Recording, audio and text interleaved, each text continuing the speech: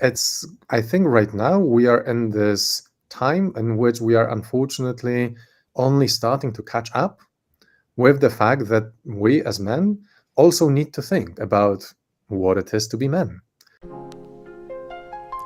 The Art of Rising. Conversations with leaders, warriors, and thinkers who live with intention. Less noise, more clarity. Let's rise. Do it.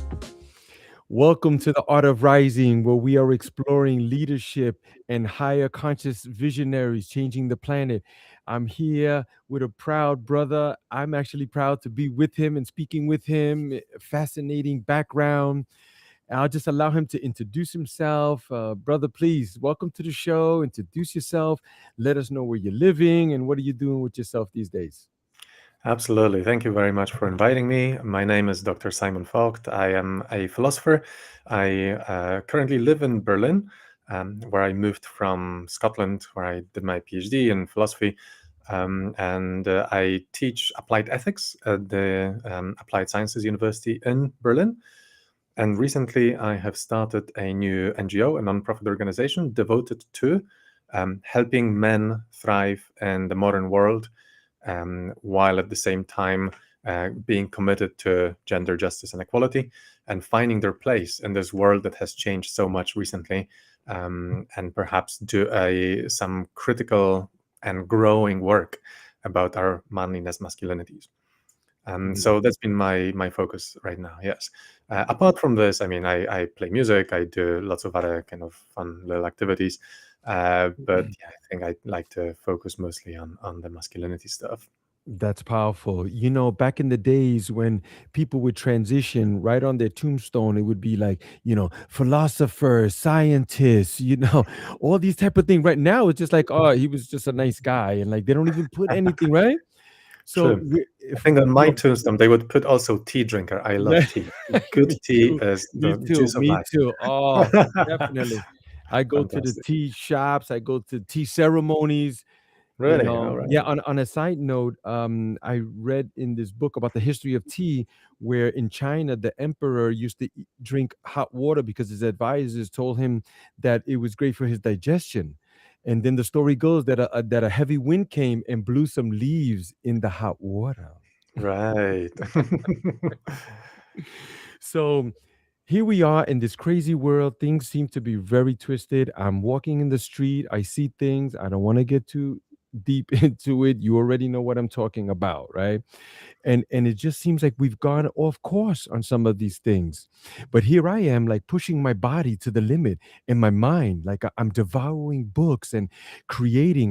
We have this company that we're doing, and there's festivals, and I do coaching, and then there's the men's retreats also, which is one of the things that attracted me to you also, because I feel that men just don't realize some things, and they should. But perhaps you could tell me, where do you believe that modern masculinity has gone off course, and where do you think some of the things men are carrying that they don't even know that they're carrying? Yeah, I mean, it's such a broad question, but I think that I think that modern world has gone, of course, a little bit, and I would like to conceptualize this more in terms of our capacity to actually deal with the fact that the world is a bit crazy right now, and just with the pace of change. I think that the modern world is just changing so fast that it has created so much uncertainty around just daily life. And I mean, you can talk about it on the political level, economic level, AIs and the social changes as well, right? I mean, feminism has changed our social world a lot. And in many ways, it's about kind of being able to find yourself in this new world. And I don't think so much that modern masculinity has kind of gone off course. I think that the world has moved on and masculinity hasn't kind of moved on with it. Mm, Um, and love in a that. way, it's become a lot of the things that I think we have been taught as boys as to how to be men have been really good in the 19th century, maybe up to the middle of the 20th century, but they're really not fit for the modern world anymore, right? They're not fit for a world in which The gender roles with respect to our economic capacities have massively changed. They're not fit for a world in which um, the industry is more based on, I know, services and soft skills and things like this. They're not fit for a world in which people don't need to be in relationships anymore. People can make their life perfectly good being single. And they're not fit for a world in which we have become aware of so many other things and inequalities and injustices in the world that we really need to care about and we need to take care of. So, in many ways, I think that it's about catching up with the world, or maybe not catching up with the world. And you can say that men are kind of uniquely positioned in there because, well, for the last 200 plus years, we had this worldwide movement called feminism that, women have done a lot of work on questioning what is it to be a woman, how should they show up in the world? Do the social norms that are there around womanhood, are they actually good for them, or are they not good for them? How can they make the life better for themselves, right? And they've been thinking about this literally for centuries right now, right? um, and men have not. And it's I think right now we are in this time in which we are unfortunately only starting to catch up with the fact that we as men also need to think about what it is to be men. How should we show up? Are the things that we were taught as kids about manhood, are they good things? Or even if they were good things, are they still good things? Do they still befit this modern world? So I think that very often, even people who, like you said in your question, are kind of like well-intentioned, right? And they don't want to be bad men. They Right. still kind of carry those models of what it is to be a man that Mm. are just out of date, that are just not really fitting into this modern world. And they might be, focused very much on things like, how do I optimize my life in order to become an attractive mate or something Mm. like that, right? I mean, the internet is full of this sort of advice, Mm. and they don't, and they think constantly in this, like, in terms of competing with other men, for example, for either in the business world or for female attention and things like this. And they don't notice that in this modern world, they're not really competing with other men, at least when it comes to romantic life. They're competing with singledom. They're competing Mm. with the fact that it's easy to be single these days. Like, women don't need it, right? And Mm.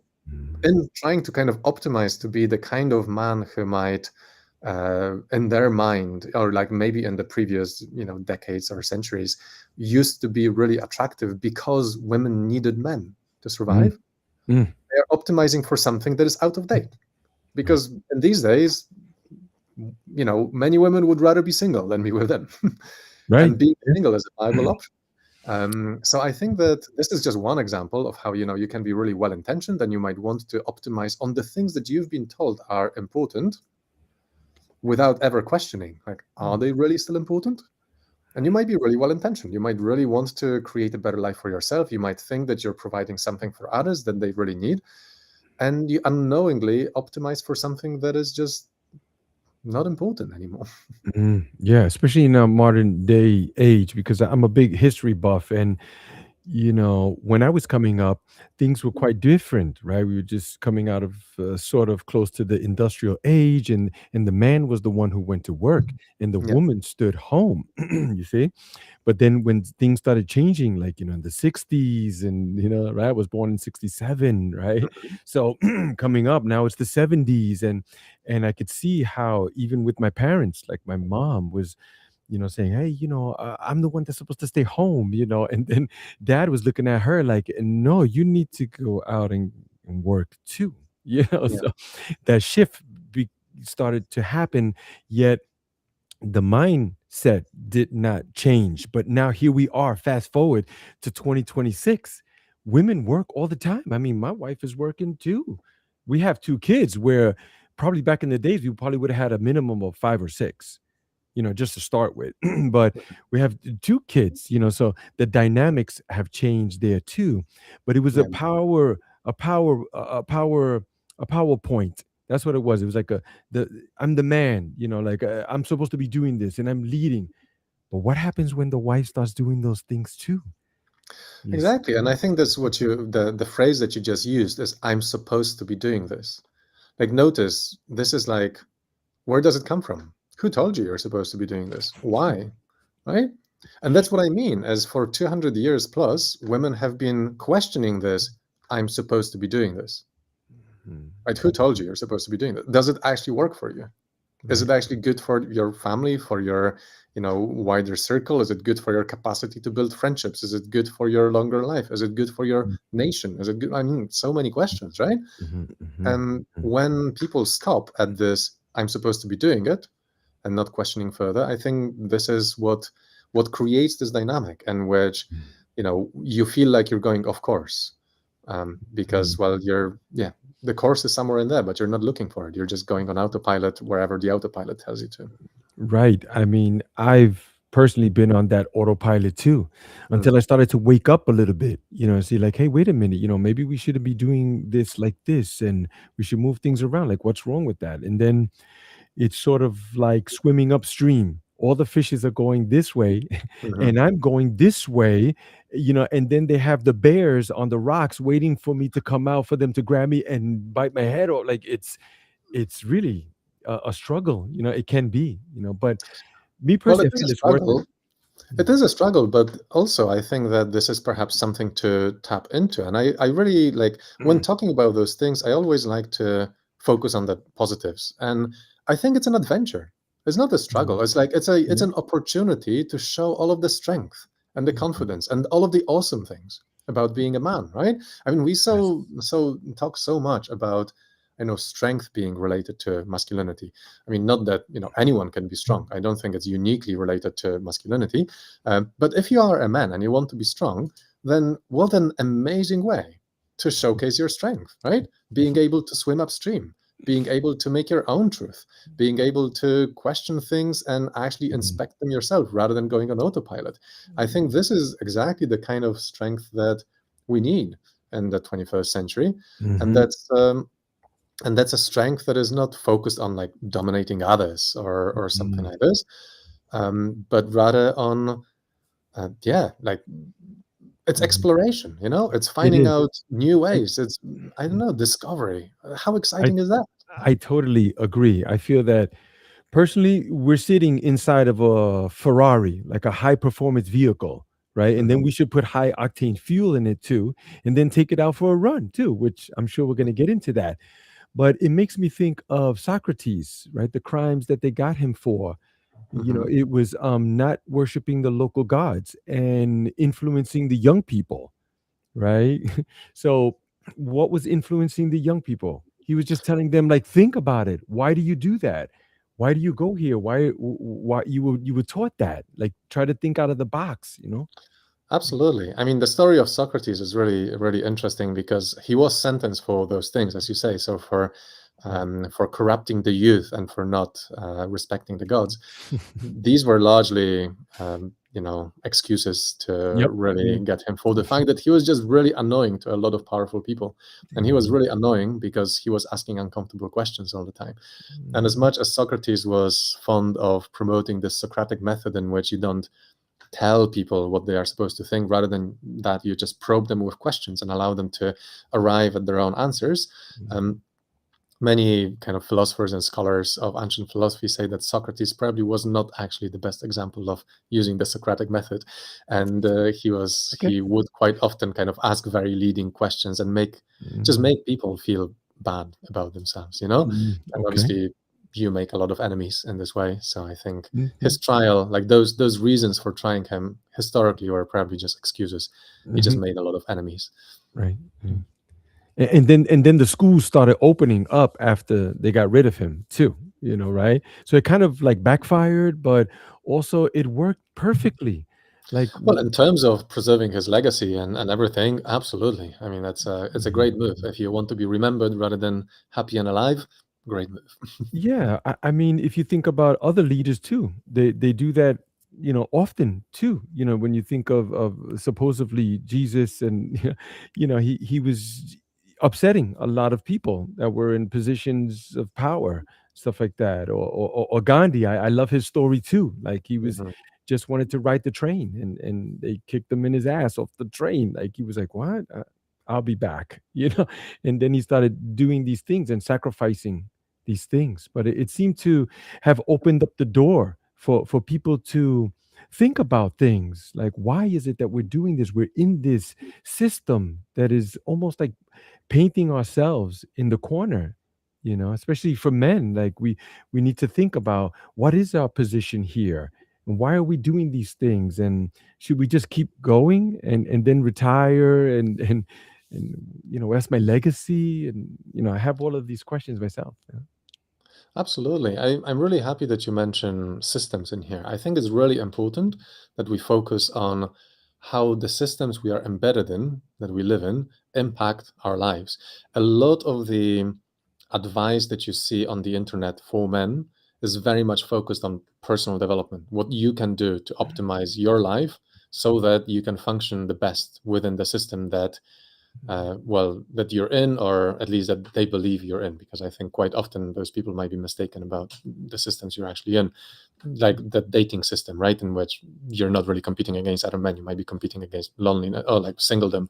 Um, but abstracting from this, I think it's really important that the systems is what we focus on, right?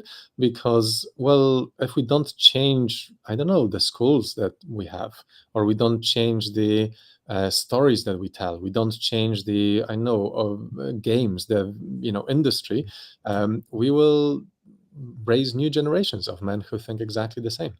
And I think that having those opportunities to really rethink how our systems work is like the core of what we should be doing. For sure, for sure. I think about strength, and how is it that I define being a strong man, right? Hmm. Especially when a woman can do just about anything that I do, and Hmm. oftentimes better, you know. So, what makes me a strong man and separates me, and some of the things that come to my mind is being responsible, right? Responding to my environment, especially if I have decided to be with a woman and share children with her. See, so it kind of puts me in that position of leadership now. I have to play that role, or I should, because I have these young ones watching me. But then what is it that I'm doing that makes me strong too? Is it just going to work? Because I don't Hmm. think so. I don't think so. No, I don't think so. Providing is important for the family because we have to eat and shelter and things of that nature. But what else? There's Well, art, there's poetry, there's writing, there's exercise, training the body, pushing the mind, putting myself in uncomfortable positions, because life throws a lot at you. well, I think in the case of children, there is one word, which is connection. Is actually building a real connection that will teach them also to feel securely connected to other people. I think it's one of the most important things that men, I think, have been really struggling with over the last, I don't know, however long. I know I have been struggling with it myself. And in many ways, when I say a lot of those things, I mean, they're autobiographical. I have struggled with so many of those things myself. And in a way, I feel moved to do this work because I can see myself going on a completely different path if I didn't meet the right people at the right time and things like this. And I had the luck to actually do some of this thinking, and I want to share that with others as well, because I don't think that I'm that different. I'm still struggling with a lot of those things, and connection is definitely one of the things that I struggle with, because when I was a kid, um, I my dad was a great representative of his generation. He thought that he needs to provide for the family, go to work, bring the money in, and then his role finished. And I think that I have I would have benefited from having a more present dad, for example, and I would have benefited from that in terms of being able to develop my own emotional capacities, my capacity to feel secure, my capacity to love, my capacity um, to feel like I can connect with people without having to impress them all the time, for example, right?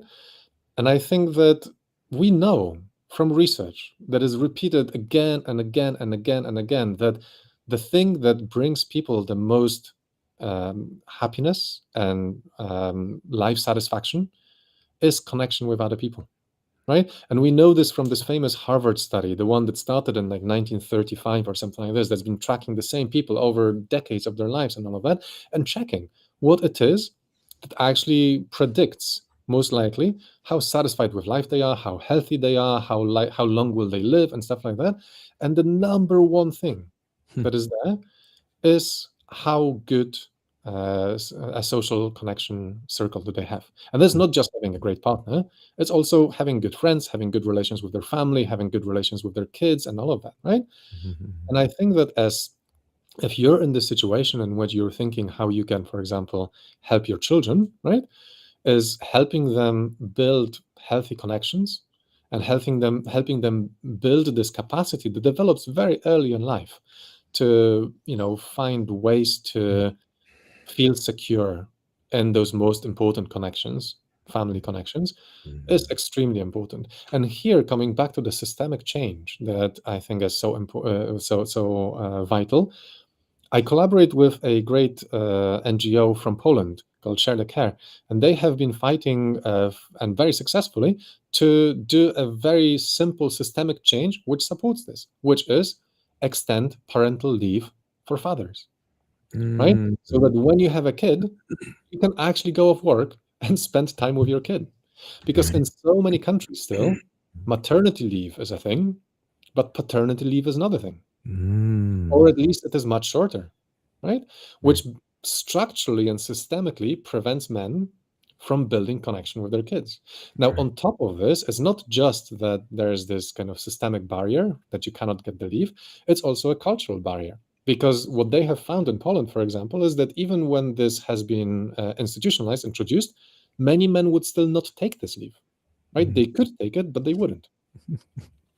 And why is that? Well, because culturally it is still seen as detrimental to your career, for example, or maybe a bit unmanly or whatever else, right?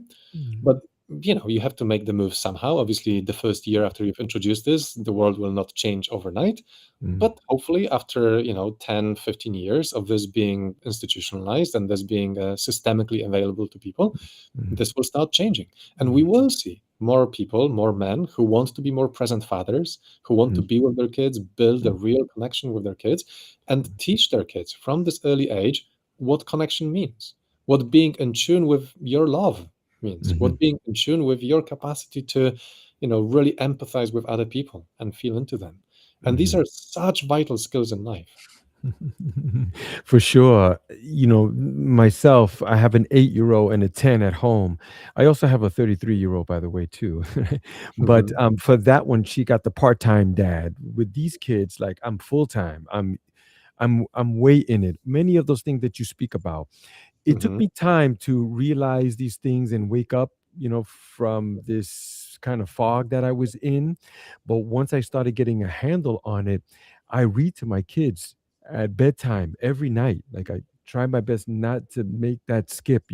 I take them to school, I pick them up, we go to the parks. I'm the guy playing with them, in the jumper and all of that, not the parent on the side, missing it, texting. It's just it's really sad because they're missing it and it goes by fast, but not for me. I want to be in it all the time. We color, we paint, we write, we go to museums, and yes, there's junk too, and I gotta, we go to the movies and stuff like that too, but just having that connection, because I personally Absolutely. feel that kids are like the highest teachers, you know you Oh, know that's beautiful, man. I'm really happy, and yeah, I'm really happy for you in this case. it took me time to realize some of those things because I am on this course of being what a man should be, Mm, or pushing closest to that. So even for my body, like I exercise, I run every day, like 6 or 7 miles a day. I'm not nice. saying this to be braggadocious. I'm saying it because other men hearing this, they can do that too. Like you should challenge yourself, push your body. We do breath work here too, and we Mhm. do ice plunge also. So just yesterday, I was in a big tub with a lot of water and a lot of ice. And what that does for me, it quiets the monkey mind, right? Because the mind is just racing all the time. For sure. It activates the reticular activating system. I'm sure people would know about that, and it also creates this mindset that I've already accomplished something very difficult early, and then my day it just sets things Mm. up, man. It just opens up just so beautifully, and then there's just more to that too. Absolutely. Mm. So, how about yourself? Like, how does that look for you? Some of the practices that you do in order to live this lifestyle that you speak about. Right. Well, like I say, I have been continuously discovering the ways in which I think I have been personally not developing the way I would want previously.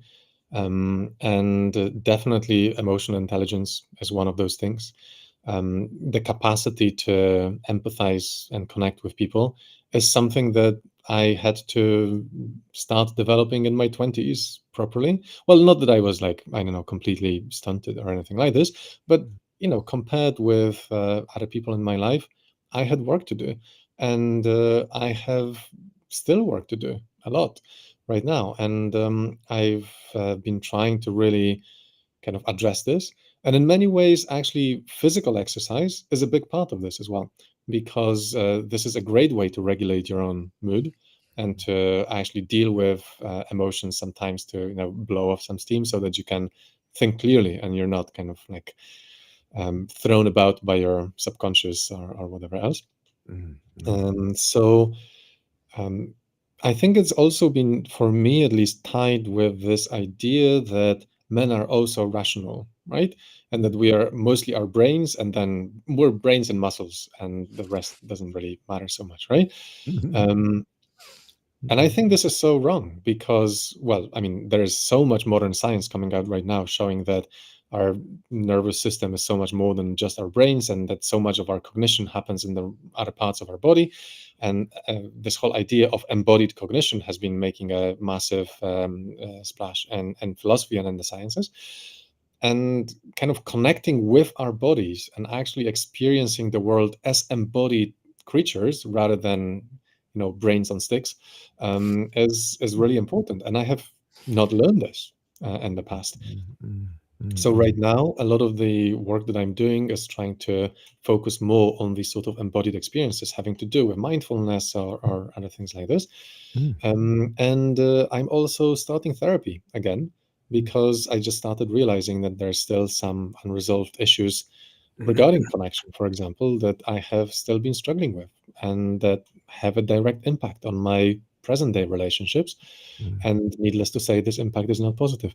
So I think it's something that I can, recommend to anyone as well who wants to mm, delve deeper into who they are. You mentioned Socrates before. Socrates, in the dialogue in which he is put in front of the court, called the Apology, mm, apologia from Greek. Apologia doesn't mean apology the way it means in English. It's more like I don't know, a speech or a excuse, yeah, like explanation. mm, And in it, he talks about the motto that he has been trying to live by all his life. And the motto was written on the Delphic oracle to Apollo, so Apollo oracle in Delphi. mm, And the motto said, "Know thyself," right? mm, And he says that all he has been trying to do was trying to get to know himself and trying to help others to know themselves. mm, And according to him, at least in the apology, he is put on trial because people don't like to get to know themselves because they don't mm, like what they find, right? mm, And I mm, think this is a difficult process because very often this is true. When we try to actually know ourselves, we go like, "Oh, these are some dark, dark things in there that we have right. brought out from home or maybe developed or absorbed culturally from all sorts of messages Mm, out there." mm, And we need to mm, face them. And it's uncomfortable and it's difficult. And it's much easier to just, go online and listen to somebody who tells you that you need to take those 5 supplements and push a little bit more in the gym and you'll be fine, right? mm, mm, But you're not going to be fine.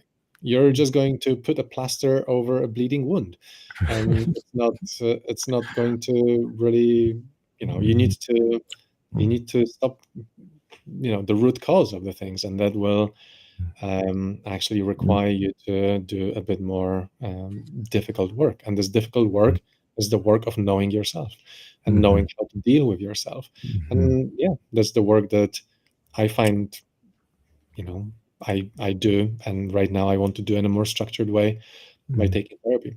And yeah, embodied work is such a big part of that as well.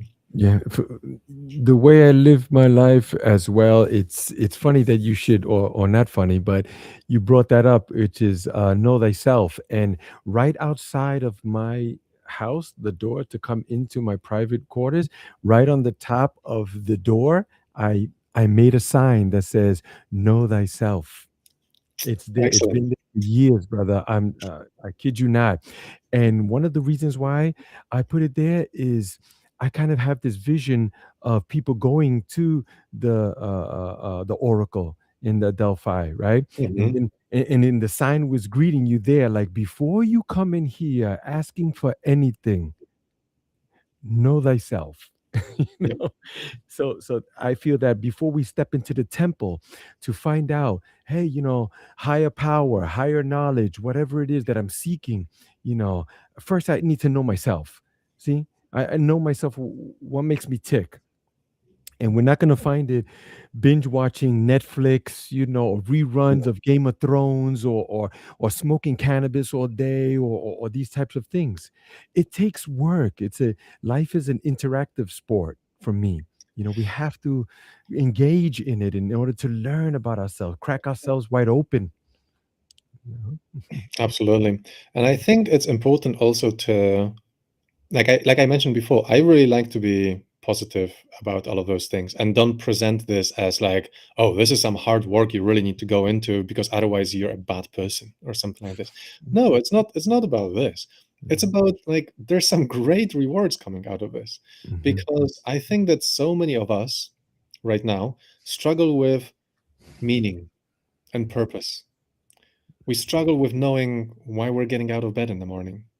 And I think so many men, the so-called crisis of masculinity that people talk about, I think very often is a crisis of meaning, of not knowing what to do about it, what we're for, right?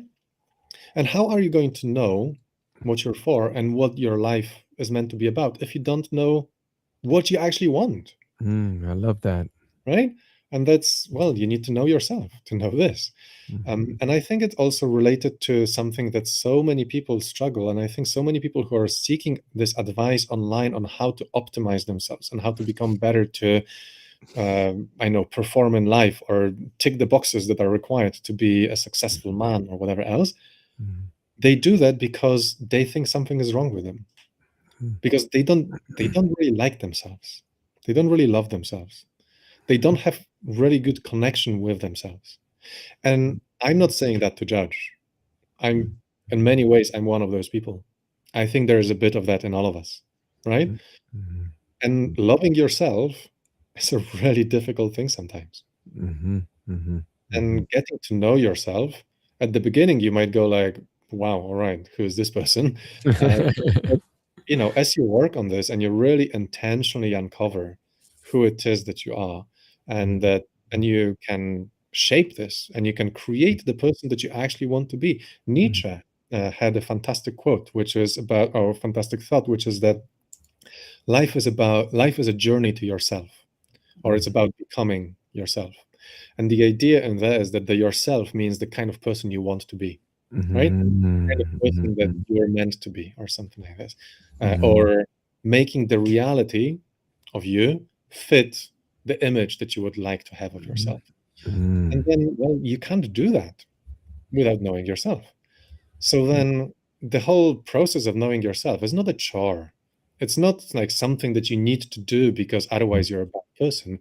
mhm, No, it's a fantastic opportunity to actually really live life to the full. mhm, It's a fantastic opportunity. It's an adventure. It's an adventure of mhm, discovering a mhm. really interesting person, connecting with a really interesting person. You You know, take the time. Years ago, I used to, man, I remember there was nights where I was up 3, 4 o'clock in the morning, traveling across town to go get some substance, like in the mid Mhm. of winter. Like that was hard, you see. But here I am, like I'm this incredible being and aware of myself and my surroundings. Like I do some of those hard things also, whether it's the breath or the ice. And yeah, it's tough, but just like you said, I am with you 1,000%. It's an incredible journey. I'm more happier doing some of these things. Like I'm reading this book, and Mhm. I'm in the ice and I'm running and I'm getting up super early and getting to bed early and preparing my meals and like living this more structured life. And oh my God, it's beautiful. Sometimes I'm just in tears. So with that said, things are hard. Life is hard. There's you're gonna go through hard things no matter what. So why not go through some of the harder things that bring you tremendous benefits and joy, and you get to know who you are and be at peace. Wow. Absolutely. I think it also is worth noting in here the notion of intentional strife that so many people are floating around right now, which is intentionally doing things that are hard because they're rewarding, right? If everything is easy, then Mm, nothing is worth anything. right. And unfortunately, and this is once again, we started the conversation from, the fact, like the idea that the world has changed in a way that is challenging for everyone, not just for men. And one of the ways in which it has changed towards this convenience culture in which everything is a click away, right? You can get anything so easily and so quickly. Mhm, But that creates exactly this void of meaning because you don't need to try hard for anything mhm, anymore. I mhm, always use this comparison of, you can take a helicopter to the top of Mont Blanc or some other huge mountain, whatever, right? mhm. And you can go there and go like, yes, amazing, I have conquered this huge mountain. And all the people who have actually walked up there in their boots will look at you and go like, what? Seriously? Seriously? Like, are you really going to feel like you have achieved something?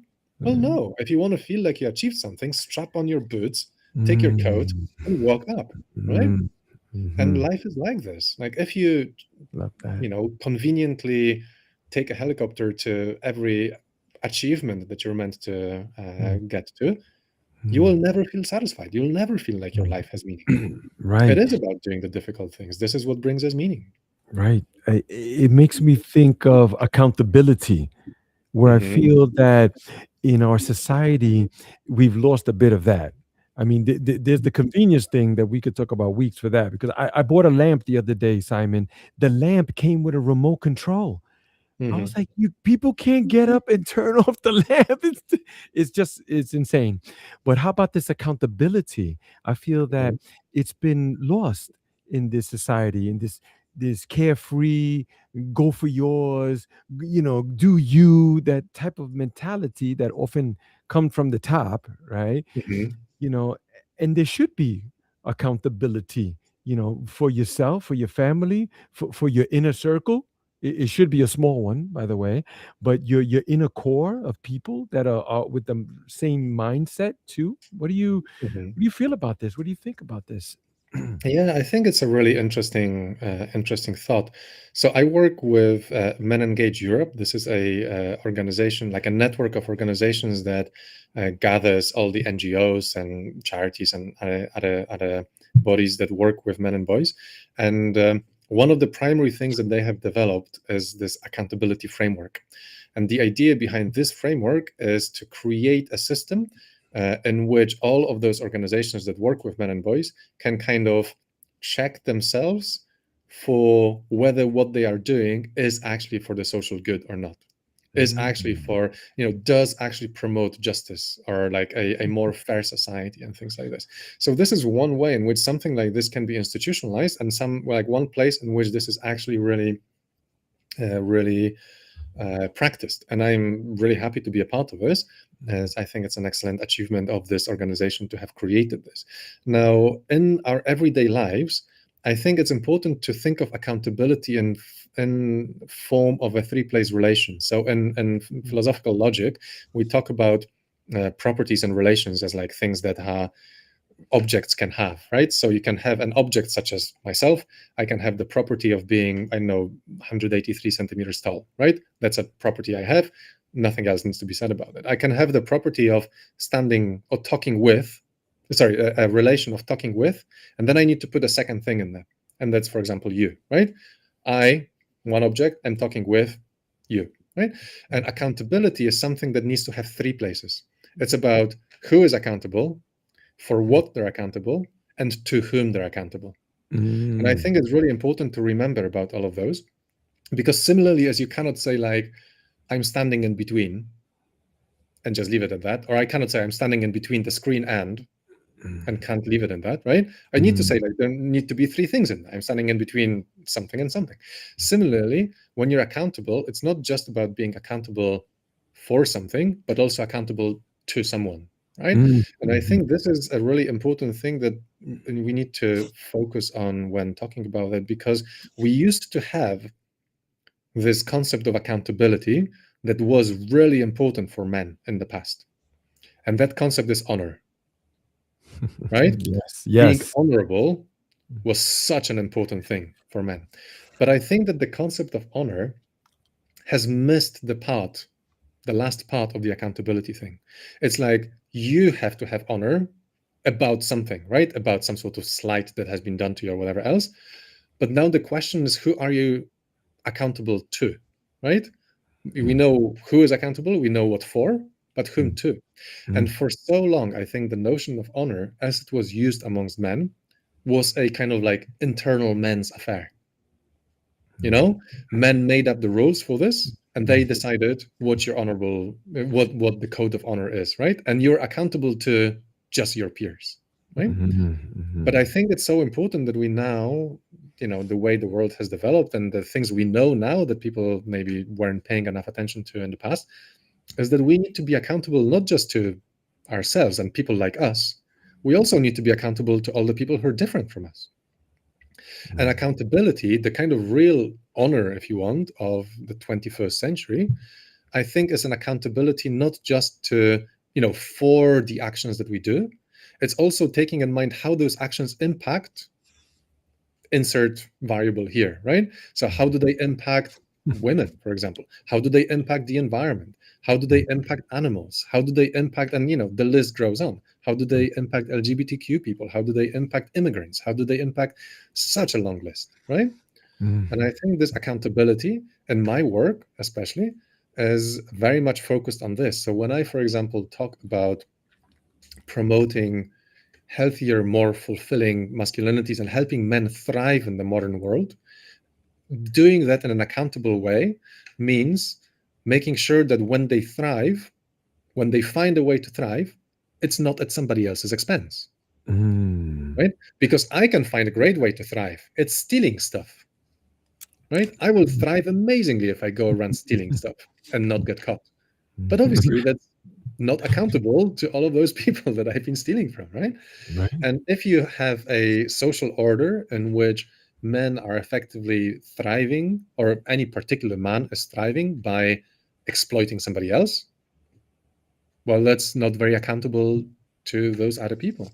And I think that so many men have been unaccountable in this way unknowingly, in the sense that you're mentioning again in the first question, right? And like, how do we um like how do men struggle, and even the well-intentioned men can still like unknowingly struggle or like do something wrong in this world.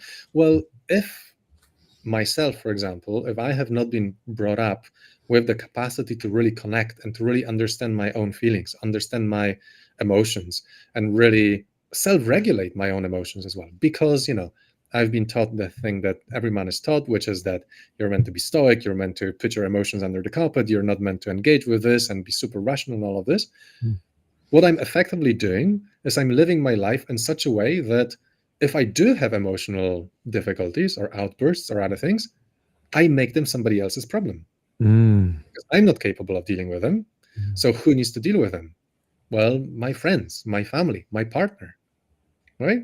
Yes. So in Yes. this way, I could say like, well, I can I know, develop myself in order to thrive in this world. But if I do that in such a way that I still require other people to do all this emotional work for me because I can't do it myself, then I'm not accountable Right. in this Mm, sense, right?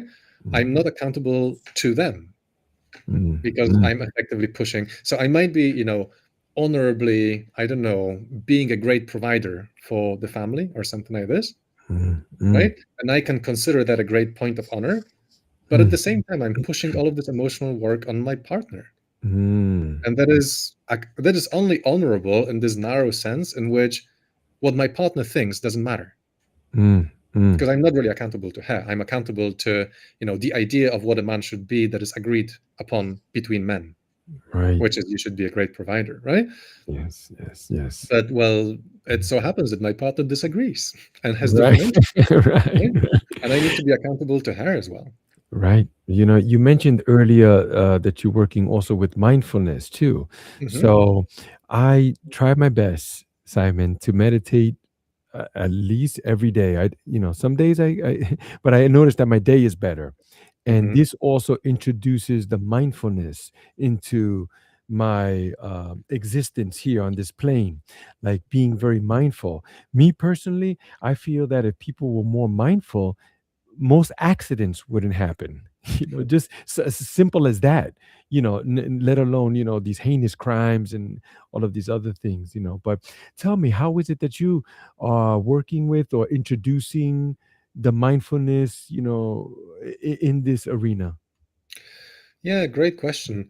I started doing this because, on a personal level, I have noticed that I find it difficult to just be present in a conversation that I'm having with somebody. And I noticed this when people started pointing out that, well, I'm talking to them, but it seems like I'm somewhere else. And I have noticed that this is true. And in many ways, I feel like I was here in the present in my body, but my mind was in the future. I was thinking about something else. And might be in a conversation, I wasn't really listening to the person. I was thinking what I'm going to say next, for example. Or maybe I was thinking about, I don't know, how am I going to meet up with this person next time? I don't know, whatever else, right?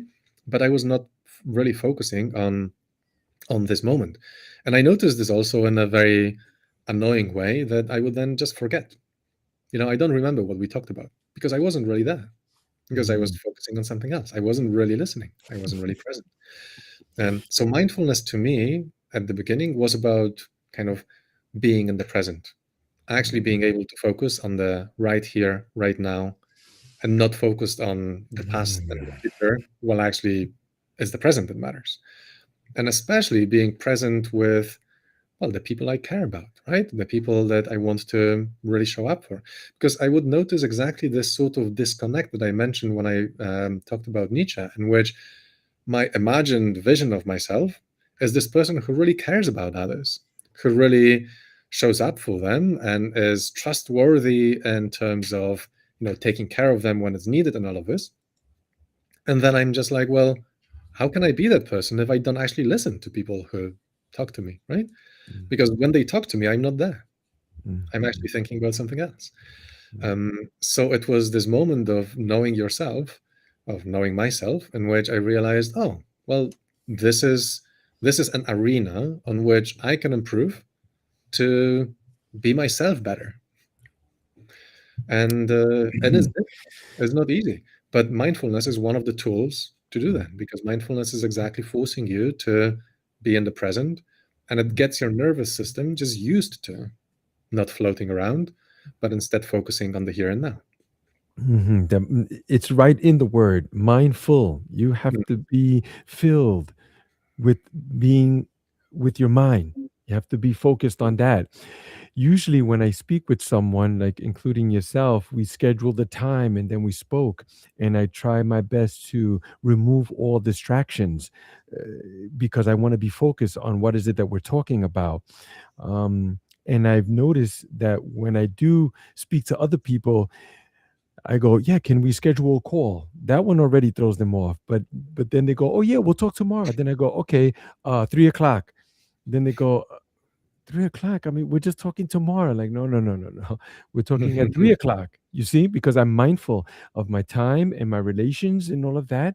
And I want to be able to focus in on what is it that we're talking about.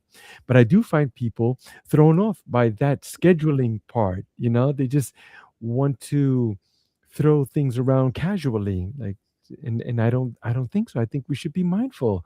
I want to Mhm. respect you and your time. And what is it that we're talking about?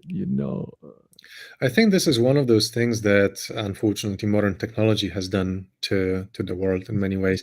You know, we're both old enough to remember the times in which you would have to pick up a regular phone to call your friend and arrange to meet next week, and you would arrange to meet next Tuesday at 5 o'clock, and you'd be Yes. like, "That's Mhm. arranged. It's my calendar. I will be there at 5 o'clock. I don't need to message you 2 hours earlier to check are we still on because we Mhm. arranged this, right? Right, We're gonna right. meet." And right now, I constantly get this when I arrange to meet up with my friends next week, and they message me the day before, "Are we still Mhm, meeting?" I'm just like, mhm, "Yeah, obviously we're still meeting. I said that we're meeting. We're meeting." mhm. Right? But it Yes. just becomes so normal to expect Mhm, that mhm, this is gonna change, right? And I think this mhm. is the effect of being constantly connected, having those social media that allow us to constantly chat with people at the time when it was difficult to arrange something because you had to be at the line, they had to be home, you had to be home, you had to use a paper thing to write down the appointment and stuff like that. It Right. mattered, it meant something. And right Yeah. now it's so easy to kind of chat online and cancel and whatever else, then it stopped mattering.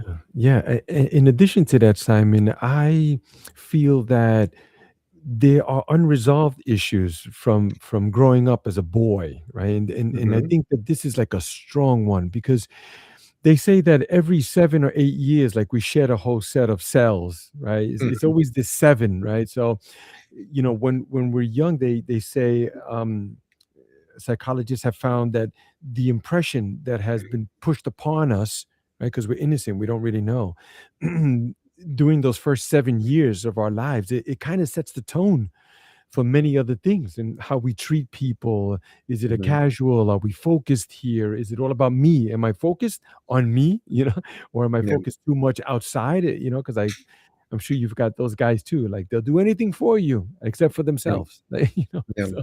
So I think it's that boyhood, especially traumas too. So what would you say about that? And how is it that you're working with people, when you see some of these things and getting to the root of some of these issues?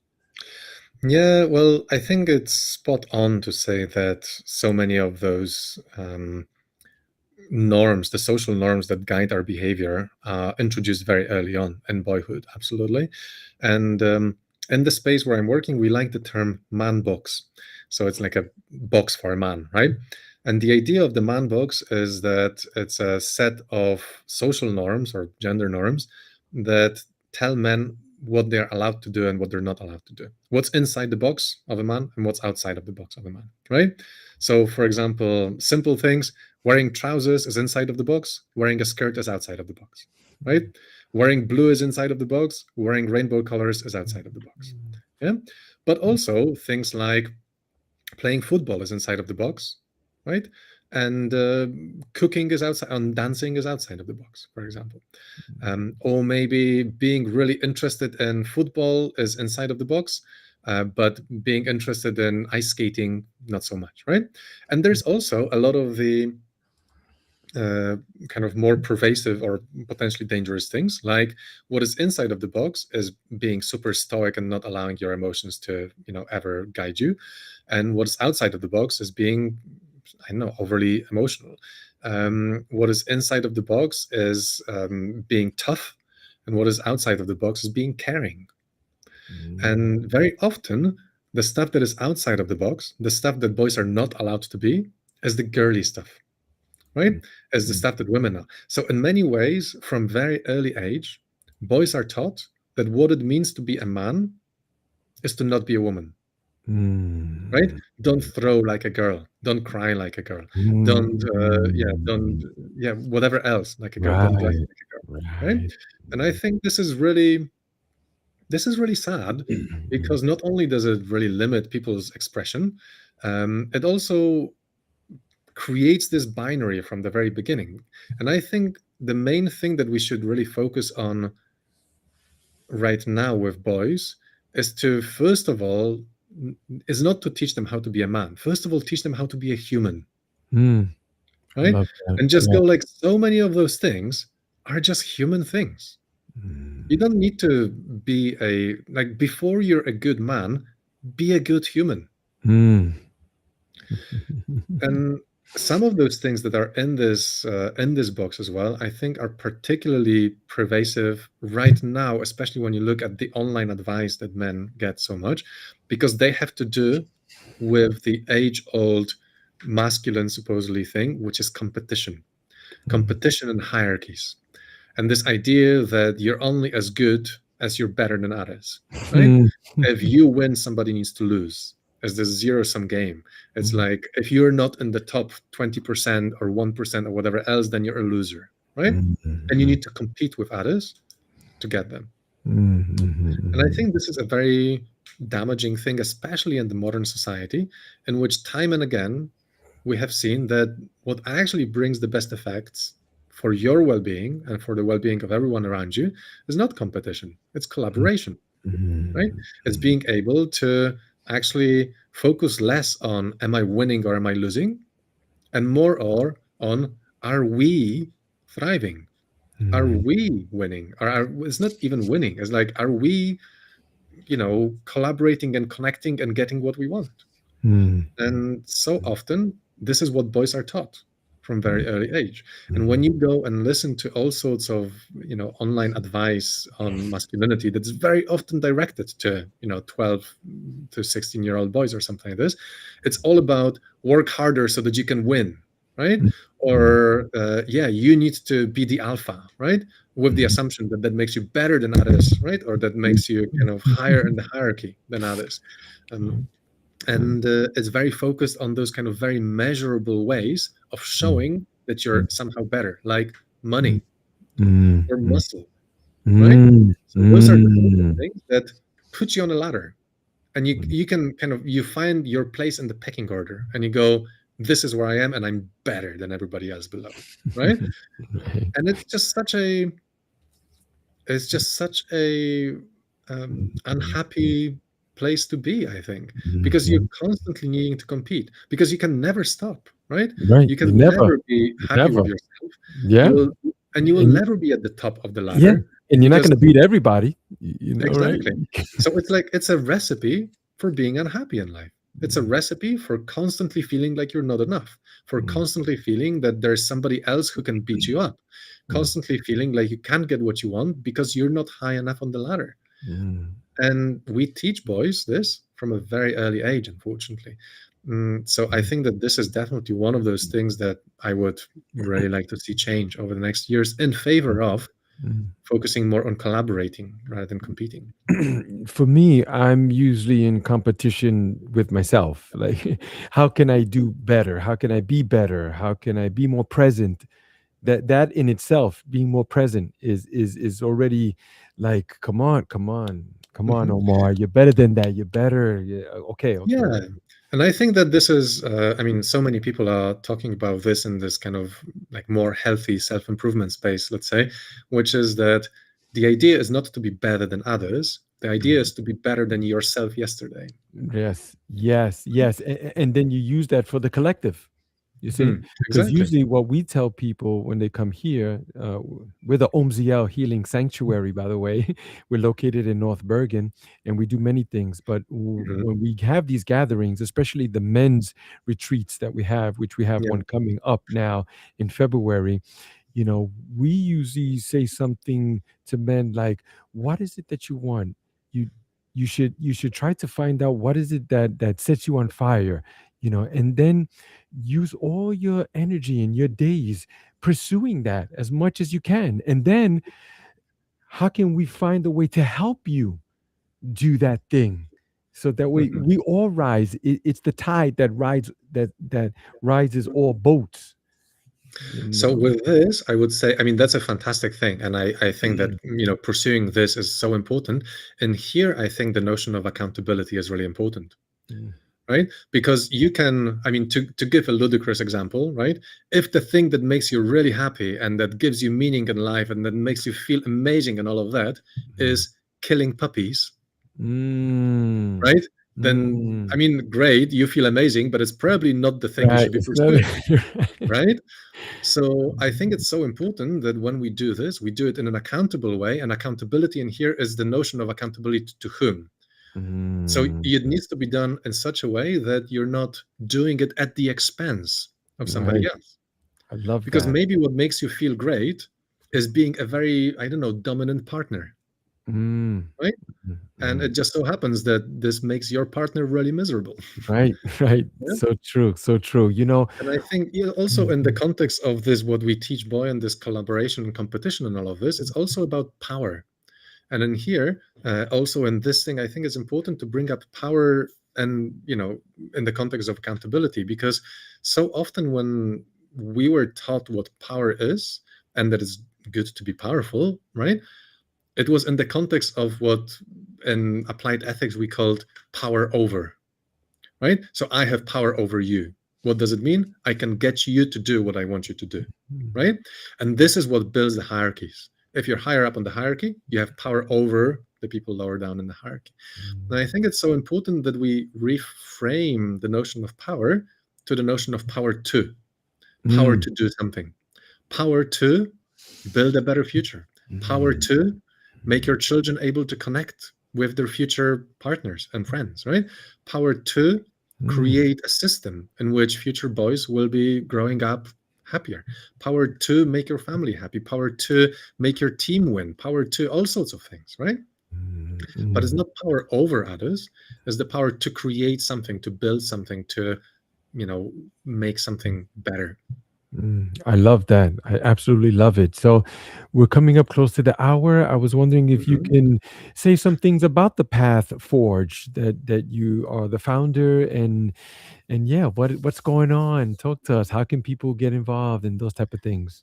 Absolutely. Well, so Pathforge is the new NGO that I have now started, and the idea is to um, create research and research-based advice for men and for organizations working with men on all of that we've been talking about, which is thriving in this world which is changing so fast, and thriving in a way that is accountable, that is respectful of other people, and that doesn't come at the expense of others, right?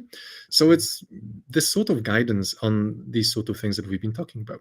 Now, the NGO, I'm trying to develop it into a sort of think tank. It's based in Germany, and it's going to create kind of policy advice and research-based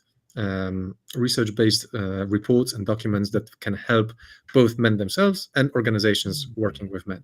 So right now, I'm trying to get it off the ground. It's kind of early days. I have been an academic my whole life, and I'm kind of taking this experience, the research experience that I've got, trying to apply it and the everyday practice of people and organizations. And to do this, so far we will release a report very soon on positive narratives and using positive narratives to inspire men to do all of those lovely things. And I gave you some examples of these sort of positive approaches in this whole chat today. Um, this report will be released in the next. Well, by the time this show airs, it probably will have already been released. So if you want to go to our website, you'll find it.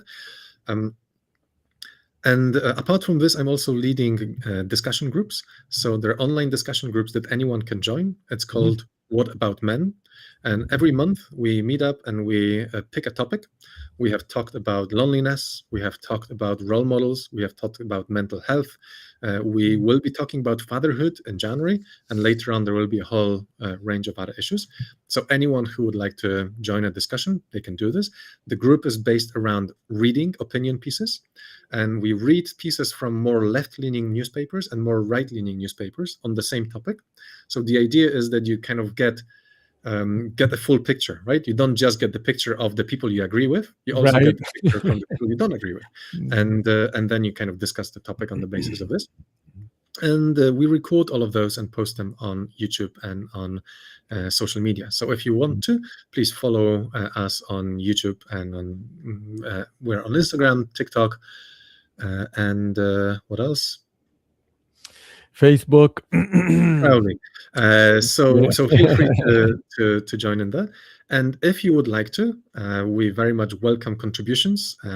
We are a registered charity, fully tax deductible. If you'd like to contribute, much appreciated. And we also welcome volunteers. So we have projects in which we could use some help with. Simple video editing might be one thing, or some admin help helping us looking for grants, or a specific project that we're working on. I would be very happy to find people who are interested in the topic and have more expertise and would like to potentially develop some sort of joint project. Then it would be fantastic as well. Thank you for the opportunity to Of advertise this as well. course, of course. Great. That's it's no by chance that I'm connected with you, because all of Mhm. those things, we are going in that direction. That's what the Omziel Healing Sanctuary does. We're helping people on a Mhm. holistic level, to get out of situations that they've been in like So forever. actually, one of the projects that we're thinking about is very related to what you're doing, which is this kind of like men's retreats and men's groups and things like this. And I would very much welcome anyone who has been working in this sort of area, Mhm. because I would like to create this guidance book for anyone who wants to set up this sort of group themselves Mm, mm, and gather the wisdom of people like yourself on what works, what doesn't work, how to reach the people, how to help them open up, how to guide these sort of meetings. So I would love mm. to talk with anyone who is in that field as well. That person would be me, brother. Yeah, Right. fantastic. We need to talk Yes, more about this meeting. of course, brother. I mean, naturally, I'm an older person, I guess. I don't know what the hell that means, because that means nothing, right? But I have quite a bit of experience. That's what it means. So Mhm, it makes me an authority on some of these subjects. I've been through some things, and I'm able to relate to people and look in their eyes and tell a brother, "Hey, I know what you're going through. I mhm. know what you're feeling. It's not, I Yeah. didn't read it in a book.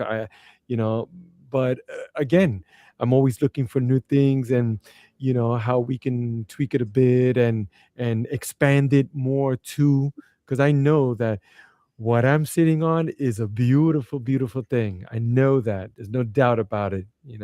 But you need help, or help would be good, actually. Yeah, Well, let's team up and join forces and make it all happen. Sounds great. let's do that. Okay, stay right there, Simon. Thank